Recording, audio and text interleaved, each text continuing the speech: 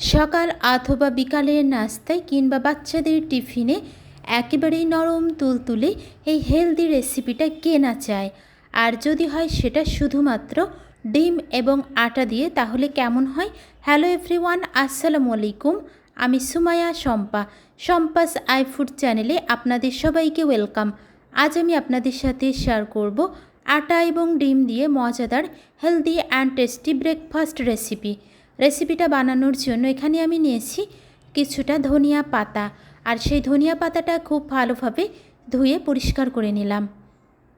এই ধনিয়া পাতাটা প্রথমে আমি একটা ব্লেন্ডারের জারে নিয়ে নিলাম। এর সাথে দিয়ে নেব 3 টুকরা আদা, 3টা কাঁচামরিচ, সামান্য একটু পানি দিয়ে নেব। তারপর এটাকে একটা পেস্ট তৈরি করে নেব। অতিরিক্ত পানি দেওয়া যাবে না। এটাকে আমি পেস্ট করে নিয়ে দেখিয়ে দিচ্ছি যে কেমন হয়েছে। একটা সার্ভিং বলে ঢেলে নিলাম। দেখতে পারতেছেন কনসিস্টেন্সিটা কেমন হয়েছে। যারা যারা আমার ভিডিওটা দেখতেছেন কিন্তু এখনও লাইক দেন নাই, আমার ভিডিওর কোনো অংশ যদি ভালো লেগে যায় অবশ্যই একটা লাইক দিয়ে দেবেন। যারা যারা আমার চ্যানেলটি সাবস্ক্রাইব করেছেন সবাইকে অসংখ্য অসংখ্য ধন্যবাদ। একটা মিক্সিং বলে একটা ডিম ভেঙে নিচ্ছি। এবার হ্যান্ড উইক্স দিয়ে এই ডিমটাকে আমি খুব ভালোভাবে ফাটিয়ে নেব। আশা করি আমার আজকের হেলদি অ্যান্ড টেস্টি এই ব্রেকফাস্ট রেসিপিটা আপনাদের কাছে খুবই ভালো লাগবে। ডিমটা ফাটিয়ে নেওয়া হয়ে গেছে। এখন এর মধ্যে আমি একে একে সবগুলো উপকরণ অ্যাড করতে থাকবো। দিয়ে নিচ্ছি স্বাদ মতো লবণ, হাফ চা চামচ পরিমাণ চাট মশলা।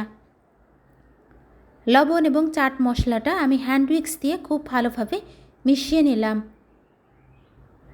এই পর্যায়ে আমি যে ধনিয়া পাতার পেস্টটা বানিয়ে নিয়েছিলাম সেই ধনিয়া পাতার পেস্টটা এই মিশ্রণের মধ্যে দিয়ে নেব।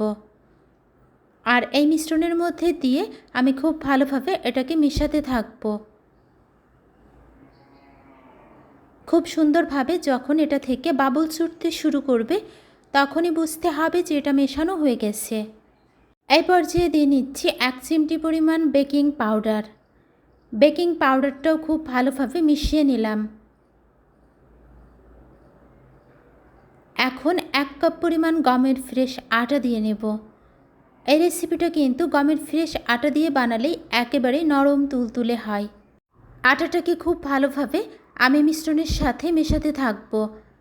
হ্যান্ড উইক্স দিয়ে কিন্তু এটা মেশালে একেবারেই সফট হয়।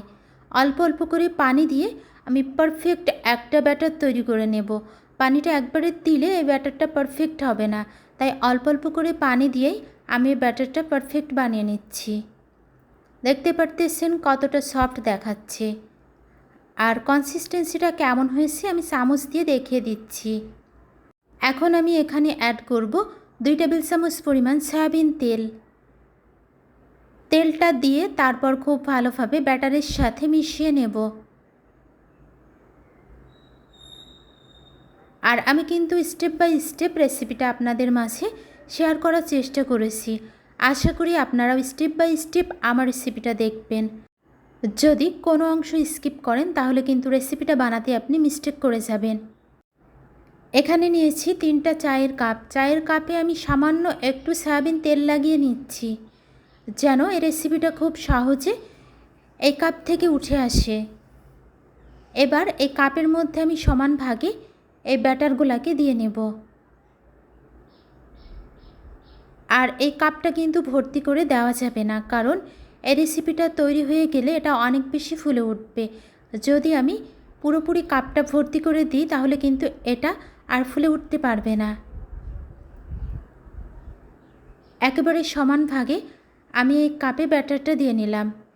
এখন আমি কিভাবে এই রেসিপিটা বানাবো সেটাই দেখবেন। আর এই কাপগুলোকে হালকা একটু ট্যাপ করে নিচ্ছি যেন কোনোভাবে এর মধ্যে বাবলস না থেকে যায়। অলরেডি চুলায় আমি একটা কড়াই পানি দিয়ে নিয়েছিলাম, পানিটা ফুটিয়ে নিয়েছি, তার মধ্যে একটা স্ট্যান্ড বসিয়ে দিলাম। সেই স্ট্যান্ডের উপরে আমি 3টা কাপ সেট করে দেব। এই পর্যায়ে আমি একটা ঢাকনা দিয়ে ঢেকে এটাকে 20 থেকে 25 মিনিটের মতো জাল করে নেব। আর চুলার জাল মিডিয়াম টু লো হিটে রেখে কিন্তু এটাকে জাল করতে হবে। ঢাকনা দিয়ে ঢেকে দিলাম। ফিরে আসবো 25 মিনিট পর, ততক্ষণ সাথেই থাকুন। ফিরে এসেছি 25 মিনিট পর। দেখতে পারতেছেন কতটা ফুলে উঠেছে রেসিপিগুলা। আমি একটু হাত দিয়ে চেক করে নিচ্ছি, একেবারে কিন্তু পারফেক্ট হয়ে গেছে। এগুলাকে আমি চুলা থেকে নামিয়ে নিয়েছি।